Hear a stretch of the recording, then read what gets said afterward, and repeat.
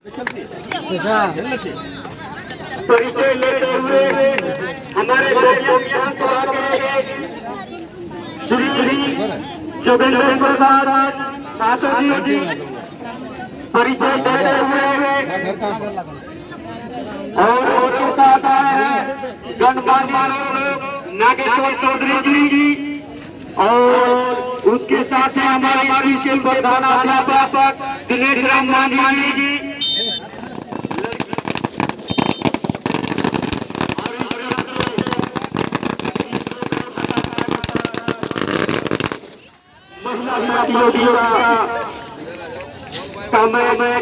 Side हो जाइए थोड़ा शुरू होगी। मैं तालियों का स्वागत करेंगे। उसके साथ हमारे भाई बंधु आए हुए हैं अशरफ अंसारी जी, उसको भी हमारे यहाँ लाइनिंग में ला के रखें। खेल समाप्त होते ही आप दोनों टीमें मैदान में सबके बाहर खड़े रहे ताकि प्लेयरों को दिक्कत ना हो। हेलो बहुत ही अच्छा छह नंबर खिलाड़ी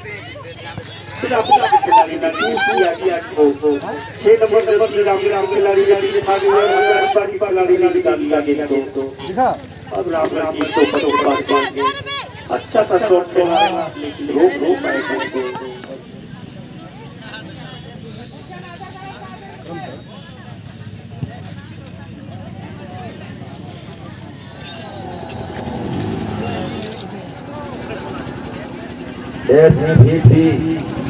FC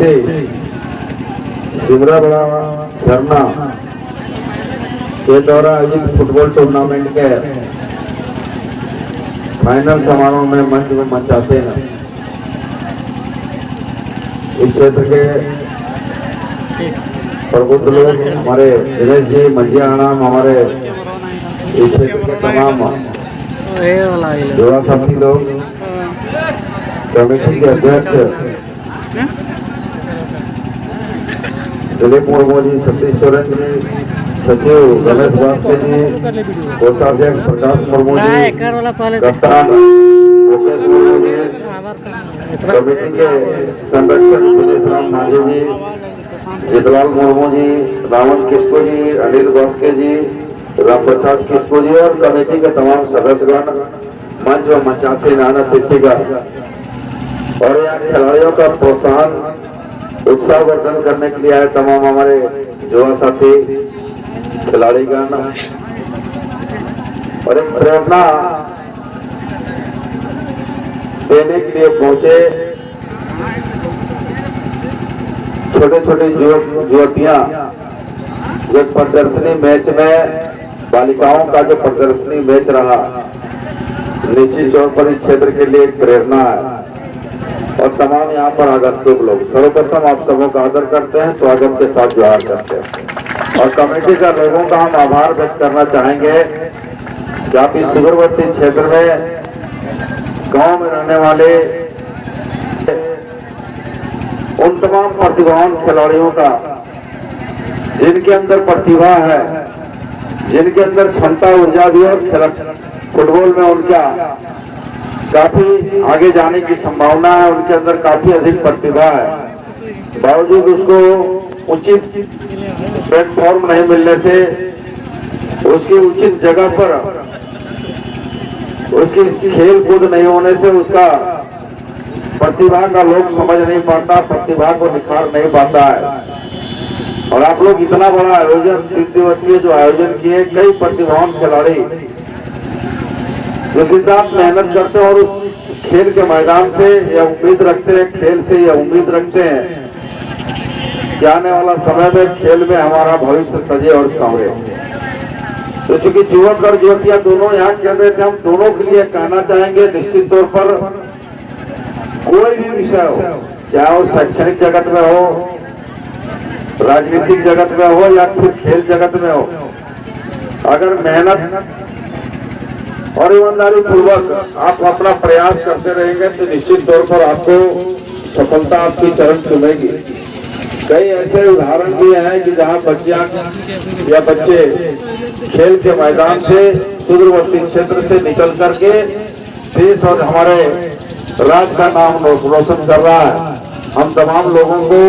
खास करके कमेटी के लोगों को, इतना बड़ा जो आपने आयोजन किया, जो हम लोग जब हमारे पास लोग दिनेश जी गए थे और कमेटी के लोग गए थे तो बड़ा सहज रूप से हमको लगा था कि भाई छोटा स्वरूप होगा, बड़ा सहज रूप से हम उसको उस नजरिए से हम देख रहे थे। लेकिन जब यहाँ आने के बाद मुझे ऐसा प्रतीत, ऐसा बोध हुआ कि निश्चित तौर पर कमेटी के लोगों ने काफी मेहनत किया है और दिन रात मेहनत के बदौलत ही आज यहाँ इतना बेहतरीन आयोजन करने के बाद आज फाइनल समारोह में हम लोग पहुंचे हैं। तमाम युवतियों को भी कहेंगे, हमारे इस समाज के आसपास के लोगों जो युवतियां हैं, कि बेटी अब पहले हमारे समाज के लिए बेटी अभिशाप के रूप में माना जाता था। पहले किसी के घर में अगर बेटी पैदा होता था, आज से अगर हम 10-15 साल पीछे चलते हैं तो बड़ा उनके माता पिता चिंतित रहते थे कि हमारे घर में तो बेटी पैदा होगी, हम कैसे पढ़ाएंगे लिखाएंगे, कैसे उसको सजावेंगे संवारेंगे, कैसे उसका शादी विवाह करेंगे। और अगर उसी के घर में कोई बेटा पैदा होता था तो लोग बड़ा खुशी मिठाइयाँ बांटते थे, अगल बगल से मिठाइयाँ बंटता था और बड़ा उत्साह मनाता था लोग। लेकिन आज के समय में समाज भी इस बात को स्वीकार करना पड़ा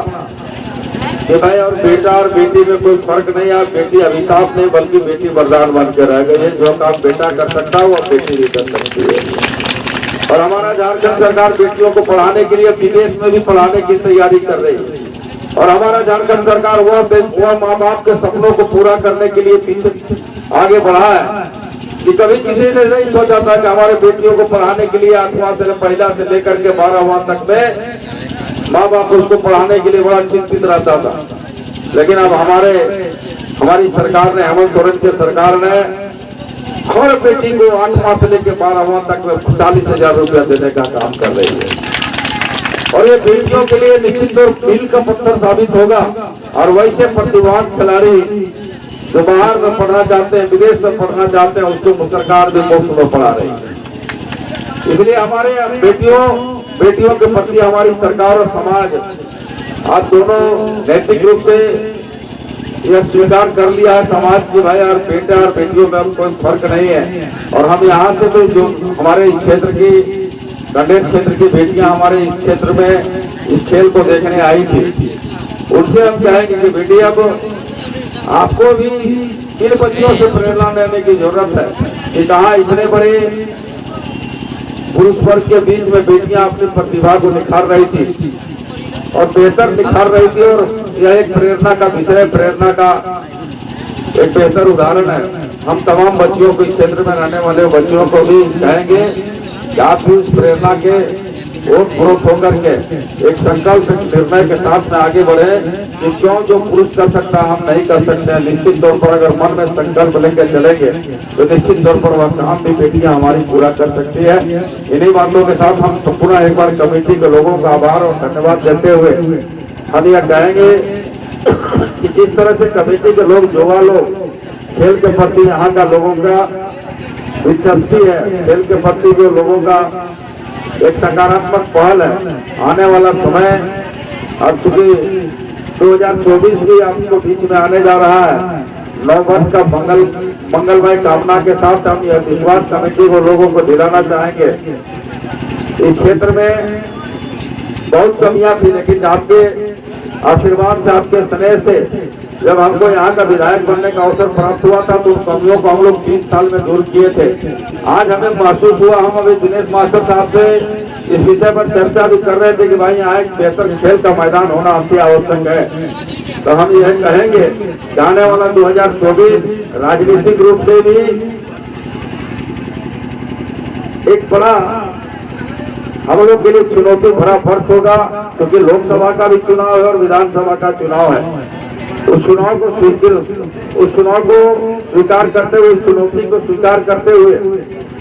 हम यह विश्वास कमेटी के लोगों को दिलाएंगे कि अगर आने वाला समय बेहतर रूप से हम इस क्षेत्र में एक खेल का मैदान देने का काम करेंगे ताकि अपनी प्रतिभा को लोग निखार पाए और खेल मैदान में कोई कमी और उनको महसूस न हो। इन्हीं बातों के साथ अपनी बातों को समाप्त करते हैं। सबको धन्यवाद और दुआ करते हैं।